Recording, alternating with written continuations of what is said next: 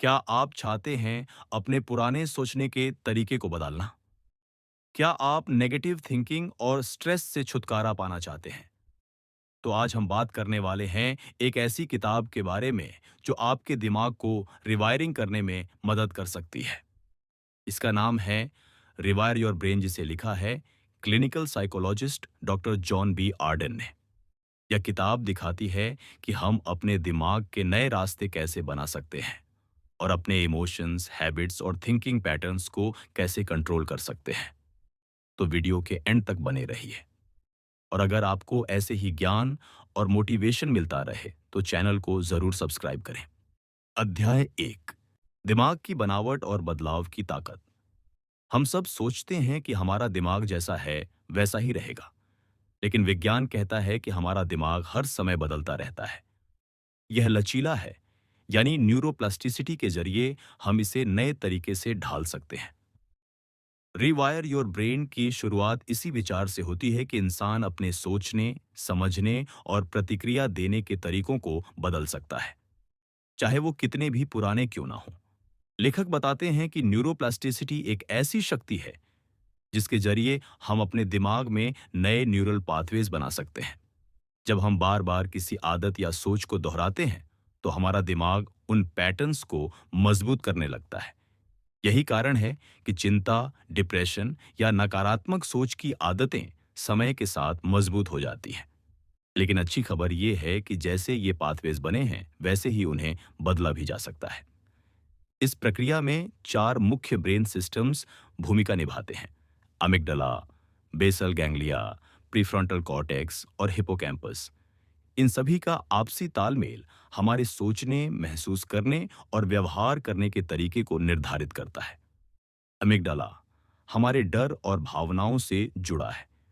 जब हम किसी खतरे को महसूस करते हैं तो यही हिस्सा सक्रिय हो जाता है।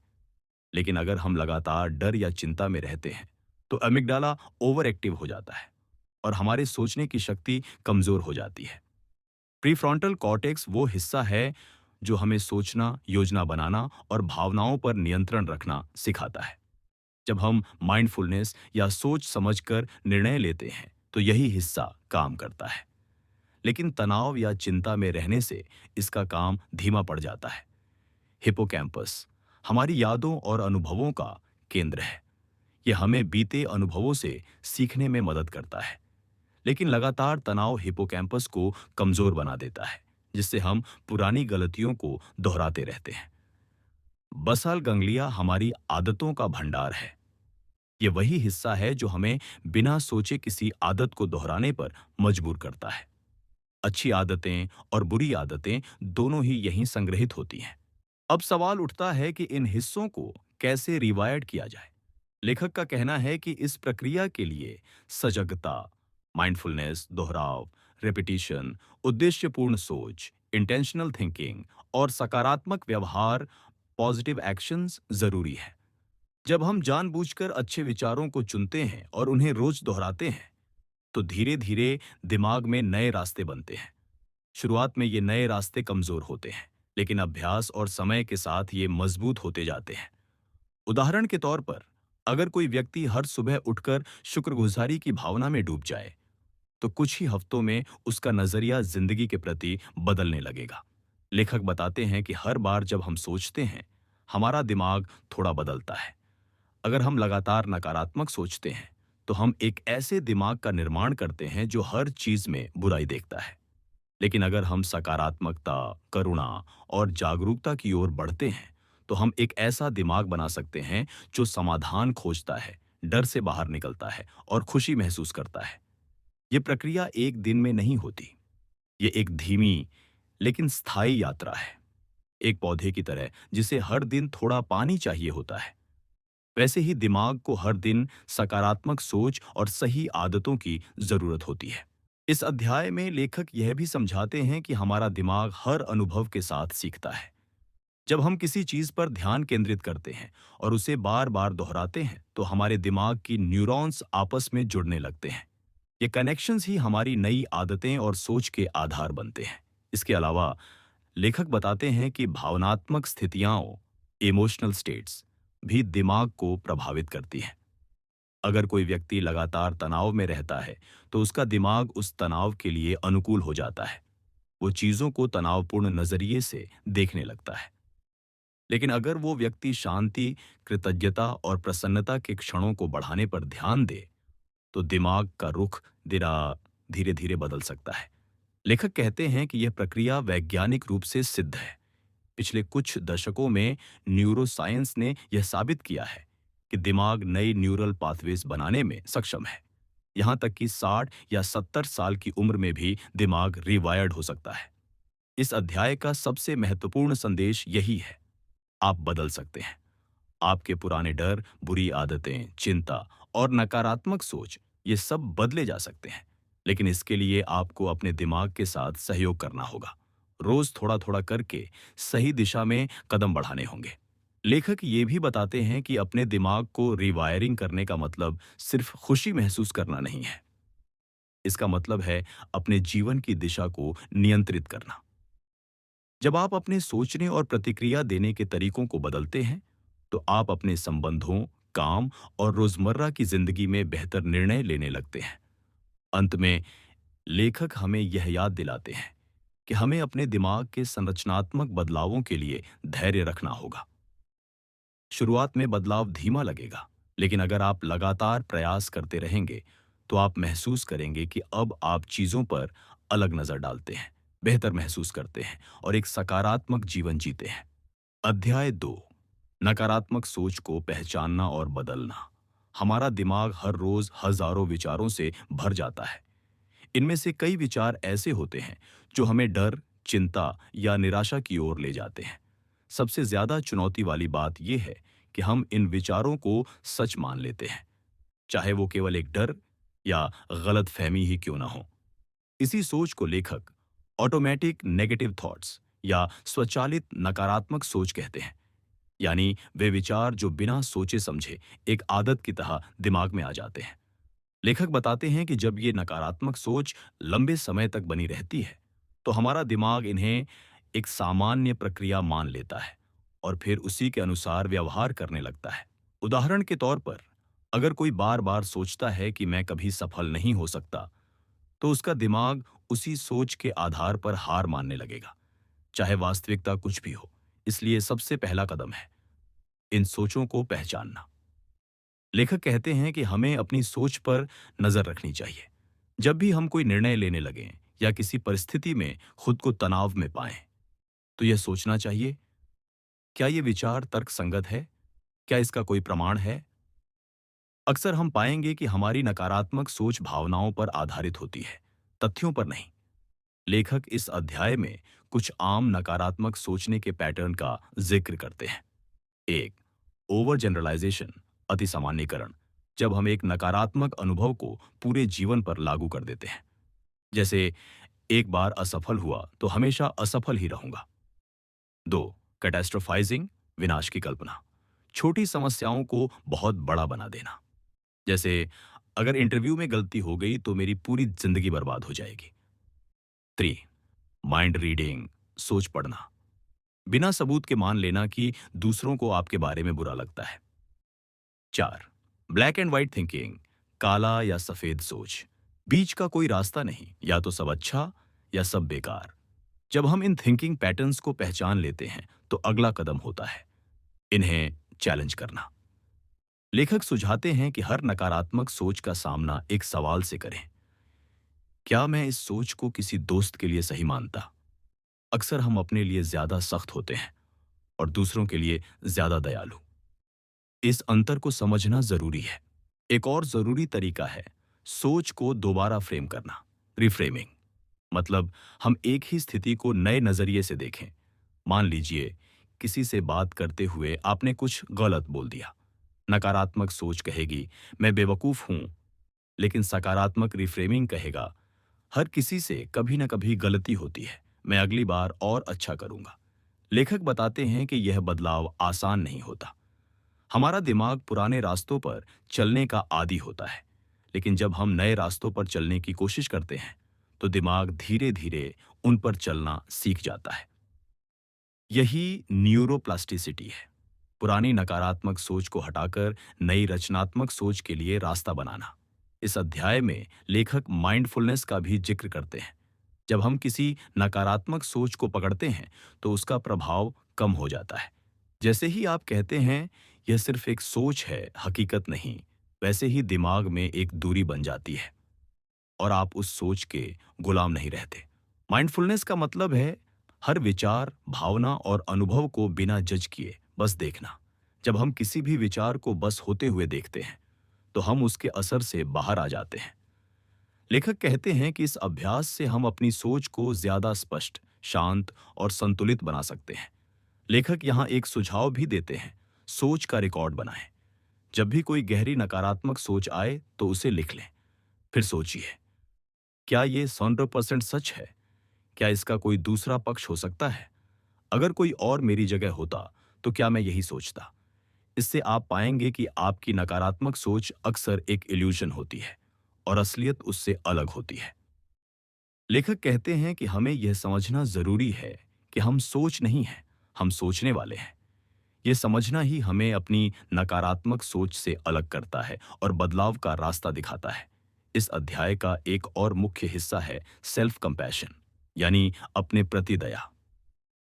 जब हम बार बार खुद को दोषी ठहराते हैं तो हम अपने ही खिलाफ एक युद्ध छेड़ देते हैं। लेकिन जब हम खुद से वैसी ही दया और समझदारी दिखाते हैं जैसी हम दूसरों से चाहते हैं, तब हीलिंग शुरू होती है। अंत में लेखक कहते हैं कि नकारात्मक सोच को पहचानना और उसे बदलना रिवायरिंग की सबसे जरूरी सीढ़ी है। अगर हम सोचेंगे नहीं तो दिमाग बदल नहीं पाएगा। लेकिन अगर हम लगातार अभ्यास करें, जागरूक रहें, सोच को चुनें और हर बार खुद को बेहतर सोच की ओर ले जाएं, तो हमारा दिमाग धीरे धीरे नया बन जाएगा। बदलाव धीरे धीरे होता है, लेकिन जब होता है तो गहराई से होता है। और यही इस अध्याय का सार है, सोच बदलो तो जीवन बदलेगा। अध्याय 3, आदतों की ताकत और उन्हें बदलने की कला। हर इंसान की जिंदगी उसकी आदतों से बनती है। हम रोज जो कुछ भी करते हैं वह सब किसी न किसी आदत का ही हिस्सा होता है। चाहे सुबह देर से उठना हो, बार बार फोन चेक करना या फिर नकारात्मक सोच में डूबे रहना, ये आदतें धीरे धीरे हमारे व्यक्तित्व का हिस्सा बन जाती हैं। लेखक बताते हैं कि जब कोई काम हम बार बार करते हैं तो हमारा दिमाग उसे एक खास हिस्से, बेसल गैंग्लिया, में स्टोर कर लेता है ताकि उसे दोहराने के लिए ज्यादा ऊर्जा न लगानी पड़े। यह हिस्सा हमारे दिमाग को ऑटो पायलट पर चला देता है, जिससे हम बार बार बिना सोचे समझे वही काम करने लगते हैं। जब कोई आदत पहली बार बनती है तो हमारा दिमाग उसे समझने और उस पर सोचने में काफी मेहनत करता है। लेकिन जैसे जैसे हम उसे दोहराते जाते हैं, वैसे वैसे वह सोचने की प्रक्रिया से हटकर आदत की तरह बनने लगती है। यही कारण है कि पुरानी आदतें इतनी मजबूत होती हैं और उन्हें बदलना आसान नहीं होता। हम अक्सर महसूस करते हैं कि हम बदलना चाहते हैं, लेकिन फिर भी बार बार उसी पुरानी आदत में लौट जाते हैं। लेखक कहते हैं कि यह हमारी कमजोरी नहीं है, बल्कि दिमाग की एक स्वाभाविक प्रक्रिया है, जिसे समझकर ही बदला जा सकता है। आदतों को बदलने का सबसे पहला कदम है उन्हें पहचानना। हमें समझना होगा कि हम कब, क्यों और कैसे किसी आदत में फंसते हैं। लेखक बताते हैं कि हर आदत के पीछे कोई ना कोई कारण होता है। एक ट्रिगर जो उस आदत को शुरू करता है, एक रूटीन जो हम बार बार करते हैं और एक इनाम जो हमें अच्छा महसूस कराता है। जैसे अगर कोई तनाव में होते ही कुछ मीठा खा लेता है तो तनाव ट्रिगर है, मिठाई खाना रूटीन है और थोड़ी देर की राहत इनाम है। जब तक हम इस पूरे चक्र को नहीं समझते, तब तक हम सिर्फ आदत को रोकने की कोशिश करते रहेंगे, लेकिन वो बार बार लौट आएगी। लेखक का मानना है कि किसी भी बुरी आदत को सिर्फ बंद कर देने से बात नहीं बनेगी। हमें उसकी जगह कोई बेहतर और सकारात्मक विकल्प देना होगा। आदतें खाली जगह पसंद नहीं करती। अगर आप कोई पुरानी आदत छोड़ देते हैं और उसके स्थान पर कुछ नया नहीं रखते, तो दिमाग फिर से उसी पुरानी राह पर लौट आएगा। इसलिए जरूरी है कि हम नई आदतें जानबूझकर बनाएं और उन्हें दोहराते रहें। धीरे धीरे वही नई आदतें पुराने रास्तों की जगह ले लेंगी और हमारा दिमाग खुद ब खुद उसी दिशा में काम करने लगेगा। इस प्रक्रिया में सबसे बड़ा हथियार है निरंतरता। लेखक बताते हैं कि कोई भी आदत एक दिन या एक हफ्ते में नहीं बदलती। उसे रोज हर हाल में दोहराना पड़ता है। शुरुआत में मुश्किल लग सकता है, लेकिन जैसे ही आप उसे निभाने लगते हैं, दिमाग उस दिशा में नए नेटवर्क बनाना शुरू कर देता है। यहीं से रीवायरिंग की असली प्रक्रिया शुरू होती है।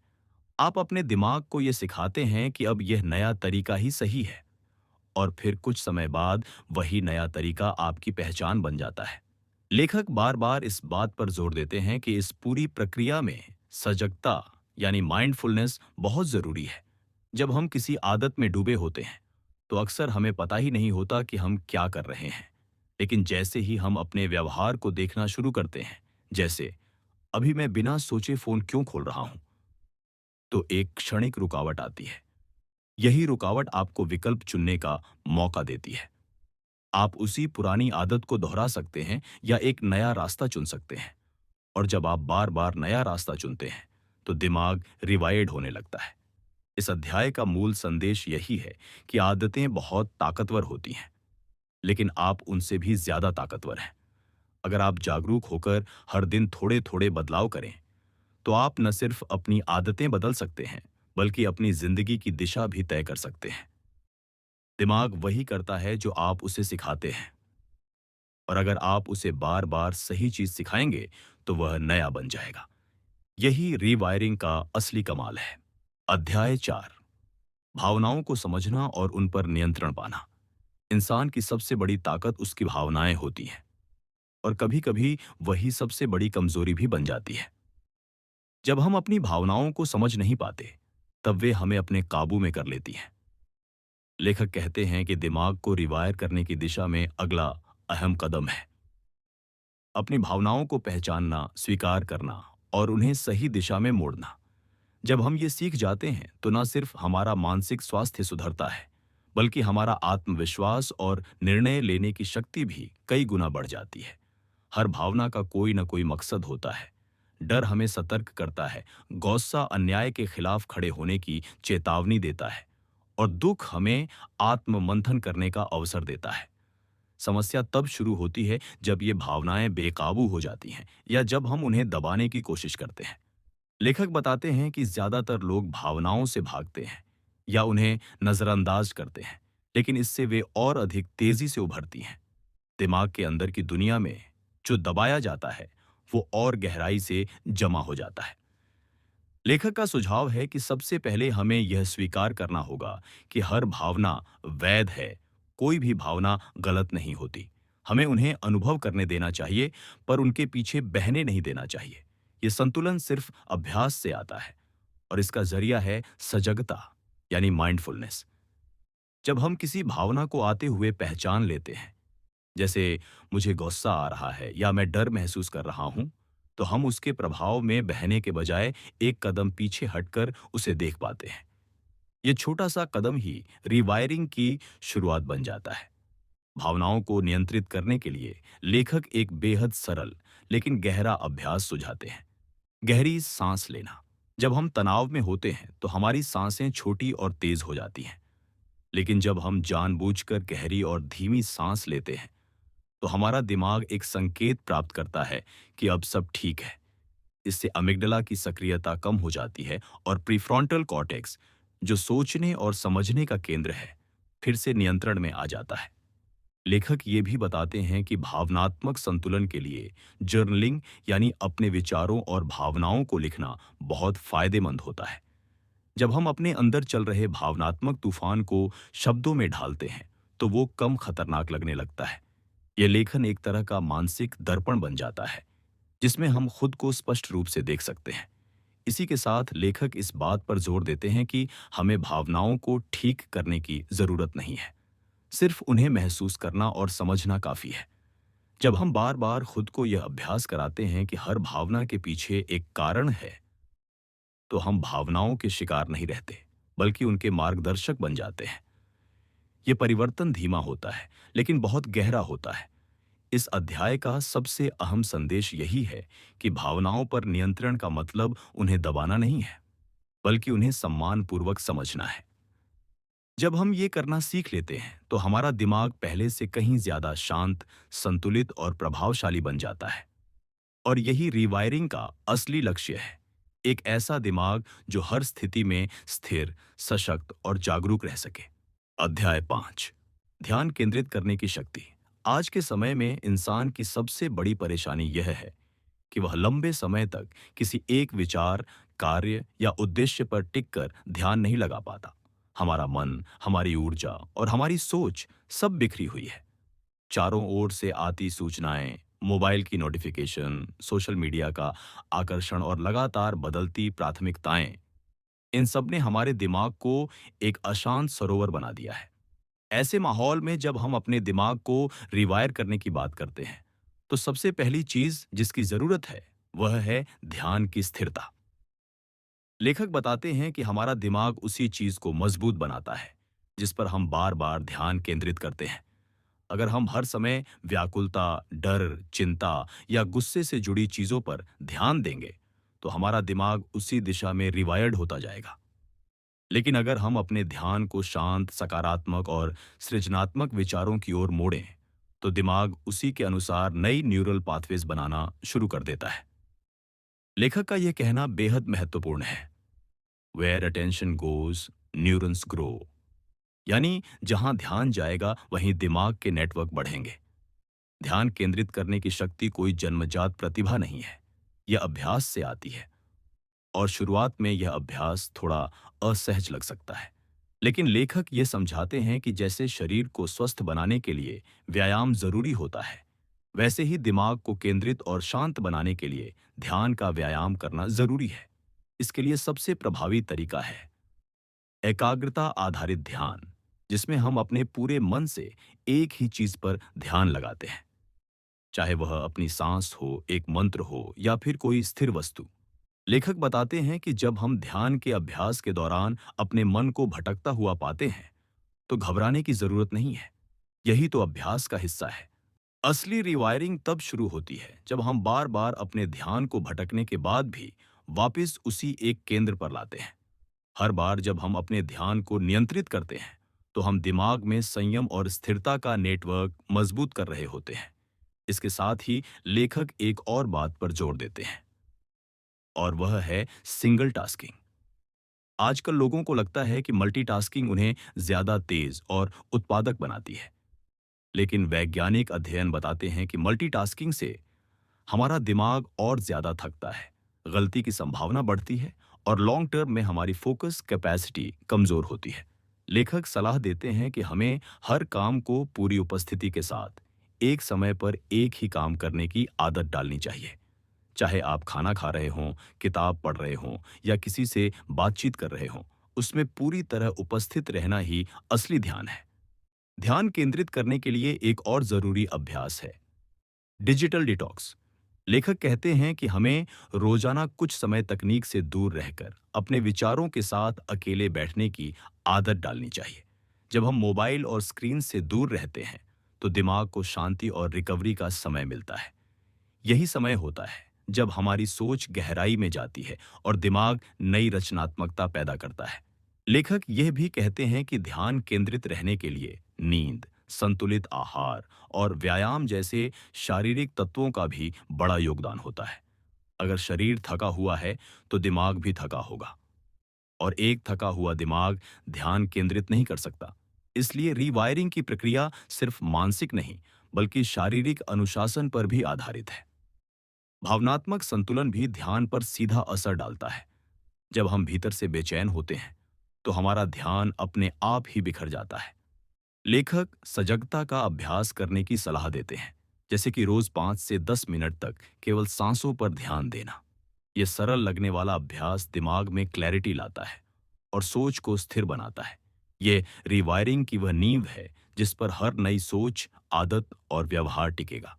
इस अध्याय का सबसे गहरा संदेश यही है कि हमारा ध्यान ही हमारी जिंदगी की दिशा तय करता है।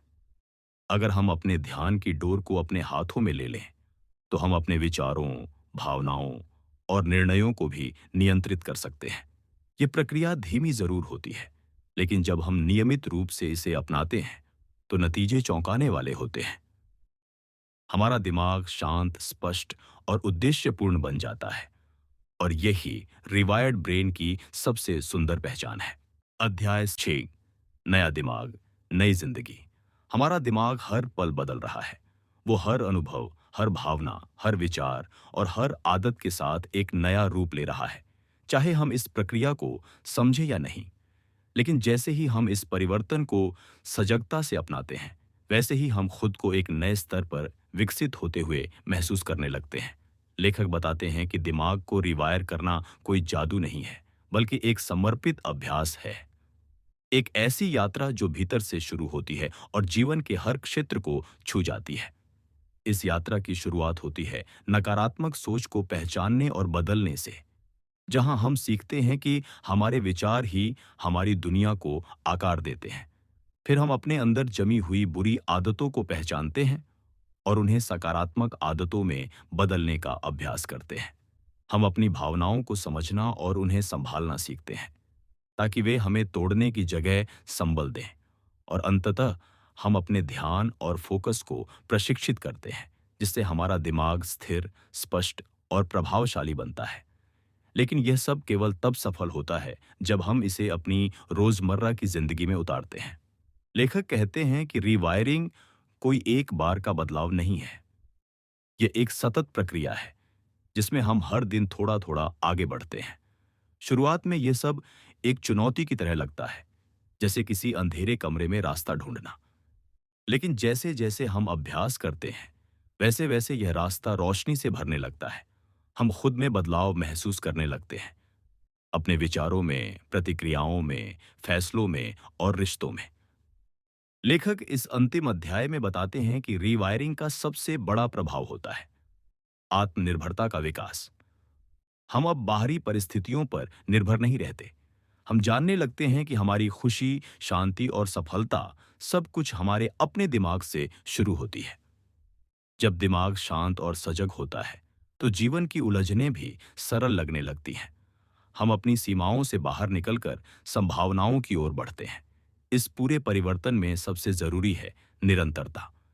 लेखक बार बार इस बात पर जोर देते हैं कि अगर आप हर दिन सिर्फ कुछ मिनट भी अपने दिमाग की देखभाल में लगाते हैं, जैसे कि ध्यान करना, जर्नल लिखना, सोच को परखना, सकारात्मक आदतों को दोहराना, तो यही छोटे कदम बड़े बदलाव लाते हैं। आपको किसी एक बड़े मोड़ का इंतजार नहीं करना होता। असली बदलाव उसी दिन से शुरू हो जाता है, जिस दिन आप ठान लेते हैं कि अब मुझे अपने दिमाग को नया आकार देना है। एक और महत्वपूर्ण बात जो लेखक बताते हैं, वो है आत्मदया, यानी सेल्फ कंपैशन।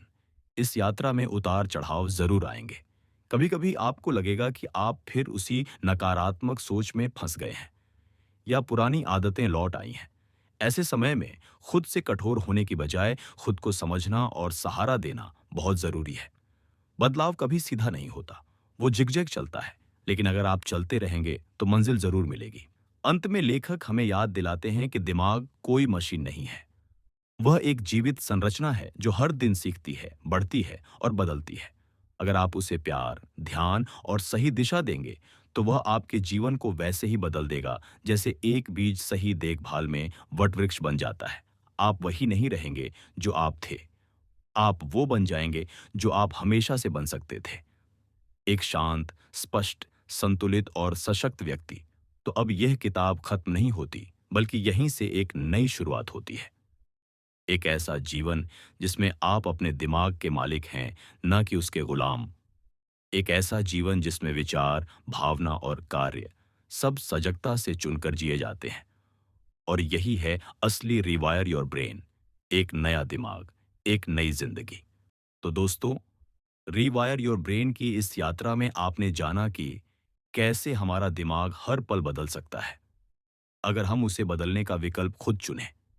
हमने सीखा कि सोच को बदलना संभव है, आदतें बदली जा सकती हैं, भावनाओं पर काबू पाया जा सकता है, और ध्यान की शक्ति से हम अपनी जिंदगी की दिशा भी तय कर सकते हैं। शुरुआत थोड़ी मुश्किल लग सकती है, लेकिन यकीन मानिए, अगर आप हर दिन थोड़ा थोड़ा प्रयास करें, तो आपका दिमाग वैसा बन सकता है जैसा आप हमेशा से चाहते थे, शांत, जागरूक और मजबूत। अगर आपको ये ऑडियो बुक पसंद आई हो तो वीडियो को जरूर लाइक करें और अगर आप ऐसी ही किताबों की समरी सुनना चाहते हैं तो चैनल को सब्सक्राइब करना बिल्कुल न भूलें। याद रखिए, बदलाव बाहर नहीं, भीतर से शुरू होता है। धन्यवाद। मिलते हैं अगली किताब की कहानी में।